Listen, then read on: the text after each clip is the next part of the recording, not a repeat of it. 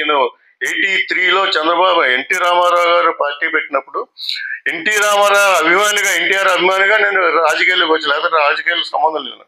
ఆ తర్వాత 94 నుంచి తర్వాత హరికృష్ణ గారు ఇవ్వడం మొత్తానికి కూడా ఫుల్ యాక్టివ్గా పనిచేయడం. ఆ తర్వాత కొన్ని నేను చేసిన పోరాటాలు కానీ ఇవన్నీ మీకు అందరికి జనాలకు అందరికీ తెలుసు, నేను వేరే చెప్పగల పార్టీ గురించి నేను చేసిన పోరాటాలు కానీ కోల్పోయినవి కూడా అందరికీ తెలుసు. ఈవేళ అప్పట్లో నేను ఖర్చు పెట్టిన పార్టీ కోసం ఖర్చు పెట్టిన డబ్బులు చూసుకుంటే ఇప్పుడు ఈ ఎవరెవరో సోకాల్డ్ పీపుల్ చాలా మంది అక్కడ రాజ్యసభ టికెట్లు రాజ్యసభలోకి వెళ్ళే వాళ్ళు ఖర్చు పెట్టి డబ్బులతో ఈ ప్రజెంట్ డే లెక్క వేసుకుంటే అది దానికి రెట్టింపులు ఖర్చు పెట్టి ఉంటాం. అది అందరికీ తెలుసు, ఆయనకి తెలుసు. అక్కడ ఇదివరకు ఎవరో ఎక్కడ ఉండేదో అంతగా తెలుసు నేను చేసిన పోరాటాలు కానీ దేనికన్నా. I have lost my life also.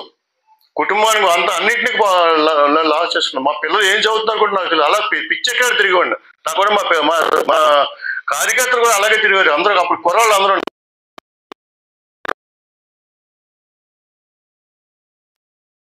మీకు తెలుసు, కంపల్సరీ శుద్ధి కార్యక్రమం తెలుసు.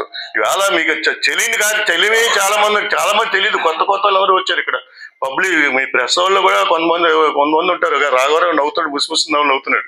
కొంతమంది తెలుసు ఎన్ని కష్టాలు పడ్డాము, ఎవరితో ఎంతమంది దెబ్బలాడాము, ఎన్ని పోరాటాలు అన్ని కూడా తెలుసు. లేకపోతే మా అమ్మాయి పెళ్లి జూన్ 6వ తారీఖున పెట్టుకుంటే సంవత్సరం 98 ఇప్పుడు జూన్ 6వ తారీఖున మా అమ్మాయి పెళ్లి అయితే జూన్ 4వ తారీఖు వరకు కూడా ముమ్మడివరం బై ఎలక్షన్లో తిరుగుతున్నాను నేను.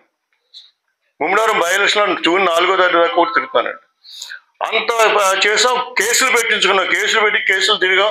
ఇప్పుడు వాళ్ళు కొంతమందిలాగా మళ్ళీ వేరే ఎవరిని ఉద్దేశించి కదా అంటట.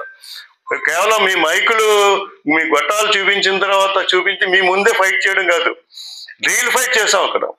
ఇప్పుడులా లాలజీ ఫైట్లు కాదు ఇవి కూడా. అప్పట్లో రాజకీయ శత్రుత్వం కాదు, వైరుధ్యాలు ఉండేప్పుడు. రాజకీయ వైరుధ్యాలు ఉండేవి. ఇప్పుడు రాజకీయ శత్రువుల కింద అయిపోతున్నారు. అప్పుడు లాలజీ రాజకీయాలు అయిపోతున్నాయి. అవి కాదు, అప్పట్లో చాలా పాజిటివ్గా ఉండే రాజకీయాలు అనేవి తెలుసు మీకు అందరికీ. అలాంటివి చేసి వచ్చాం. నాకు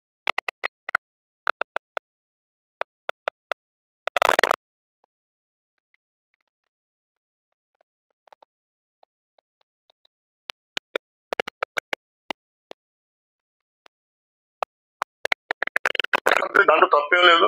ఇది నేను ముందే చెప్పినట్టు నేను మొన్న ఒక ఆయన అడిగాడు ఇక్కడ, అంటే మీరు ఎవరు అడగడానికి మొహమాట పడతారేమో. అదే ఇక్కడ ఆ కులం వాళ్ళకి ఇచ్చారు, ఈ కులం వాళ్ళకి ఇచ్చారు, మళ్ళీ ఈ కులానికి ఎలాగ ఇస్తారు, అంటే ఆ పోస్ట్ ఇచ్చారు, ఈ పోస్ట్ ఇచ్చారండి. ఇప్పుడు అయితే అక్కడ కాకినాడలో ఎంతమందికి ఇచ్చారు పోస్టులు? అక్కడ లేని ఇక్కడ ఎందుకు వస్తున్నాయి? Yes, I will fight it out. దీంట్లో సమస్య లేదు. ఎంతగానో కళ్ళు మూసుకుని లేకపోతే అన్ని మూసి ఎవరు కూర్చోరండి అక్కడ. డెఫినెట్గా I will fight it out. I will contest 100%. Any doubt? Yes. ఇప్పుడు నాకు ఏ జనరల్ సర్వే పబ్లిక్ నుంచి సర్వే చేయమన్నాడు, పార్టీ పరంగా చేయమన్నాడు, జనరల్ పబ్లిక్ ని సర్వే చేయమన్నాడు. 90% ఆఫ్ ది యాక్సెప్టెన్స్ జనంలోంచి నాకు లేకపోతే I will quit the politics. Politics not my bread and butter. నాకు ఇది జీవనోపాధి కాదు పాలిటిక్స్. కొంతమందిలా నాకు జీవనోపాధి కాదు అది. నేను దీంట్లోంచి నాకు అటువంటి అవినీతి మనకి ఎప్పుడు అంటలేదు. నాకు నేను చేసిన ఏదో zonal chairman, RTC zonal chairman చేశాను. I was the first person to resign. Chandrababu Naidu road పోగానే ఆయన గవర్నర్ దగ్గరికి వెళ్ళకముందే నేను రిజైన్ చేశాను. అది జెమినీ టీవీలో అప్పట్లో న్యూస్ ఛానల్ వచ్చింది, జెమినీ. దాంట్లో స్క్రోలింగ్ కూడా వచ్చింది అప్పట్లో.